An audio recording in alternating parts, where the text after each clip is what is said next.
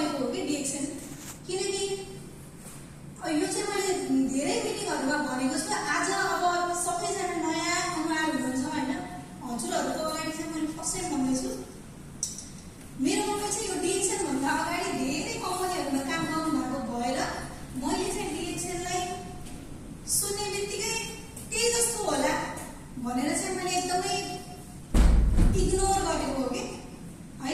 तर बारम्बार भन्दा पनि मम्मी बाबाले चाहिँ मलाई सम्झाउँदा पनि म नसम्झेको मान्छे, उहाँहरूले त बुझिसक्नु भएको थियो डिएक्सनको गहिराई हैन।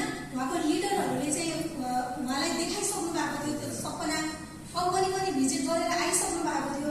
उहाँले त प्रत्यक्ष आँखाले देख्नु भएको रहेछ नि त डिएक्सनको चाहिँ के हो भनेर, डिएक्सनको गहिराई चाहिँ बुझ्नु भएको रहेछ।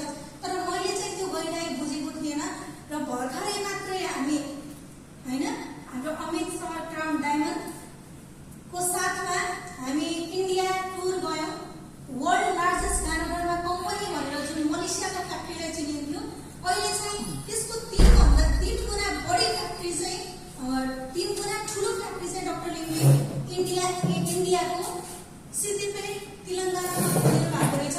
त्यो चाहिँ प्रत्यक्ष देखेर आइसकेपछि चाहिँ मलाई कस्तो लाग्छ भने वास्तवमै डिएक्सन भनेको एउटा रियल कम्पनी रहेछ। एउटा त रियल कम्पनी भयो, रियल फ्याक्ट्री मैले हेरेर आएँ हैन, रियल प्रोडक्ट छ, एकदम रिजल्ट ओरिएन्टेड चाहिँ प्रोडक्ट छ। प्रोडक्ट खाने बित्तिकै चाहिँ हामीले जुन हेल्थमा एउटा छुट्टै किसिमको हैन ऊर्जा आउँछ, एनर्जेटिक हामी फिल गर्छौँ, हेल्दी हामी फिल गर्छौँ हैन, त्यो एउटा चाहिँ मोटिभेसन रहेछ कि यो डिएक्सनमा चाहिँ हामी स्टेप चाल्नको लागि।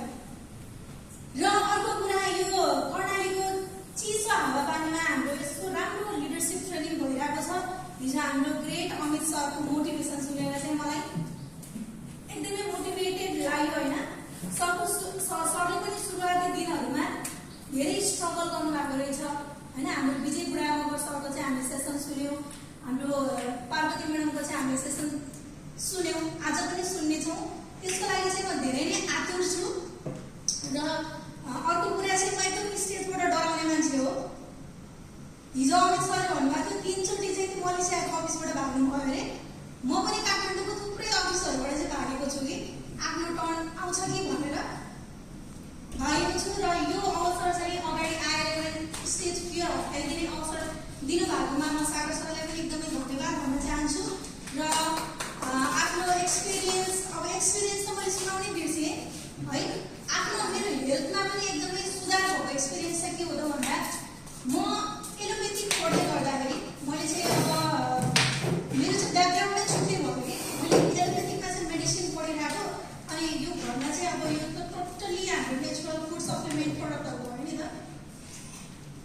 अनि एक्कासी मलाई हेल्थमा चाहिँ समस्याहरू आयो, किनकि मैले चाहिँ घरको खानालाई भन्दा बाहिरको खानालाई चाहिँ प्राथमिकता दिने भएको भएर मलाई समस्या आइसकेपछि मलाई ग्यास्ट्राइटिस थियो हैन।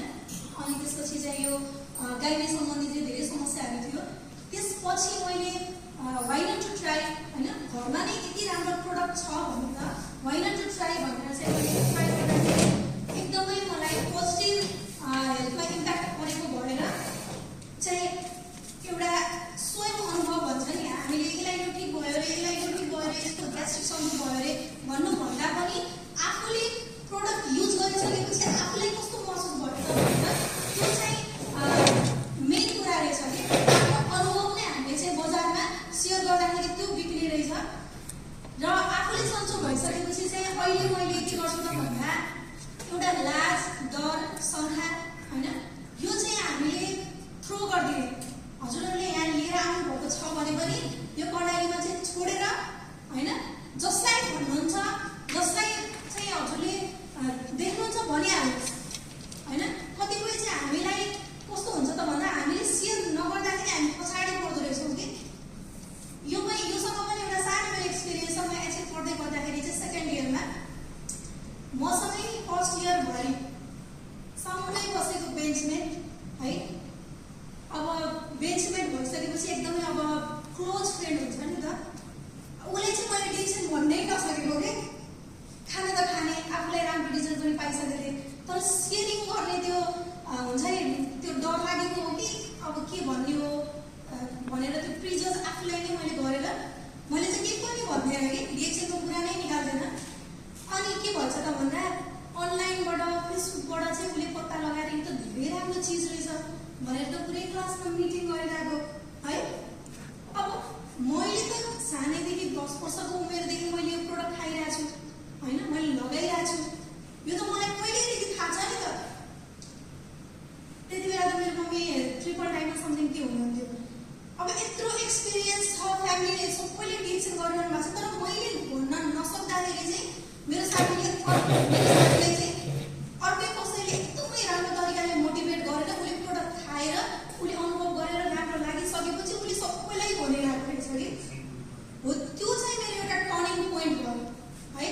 मैले भन्न नसक्दाखेरि चाहिँ म यति धेरै ब्याक हुँदो रहेछु भन्ने मलाई फिल भइसकेपछि त्यसपछि चाहिँ मैले सबैलाई भन्न स्टार्ट गरेको हो।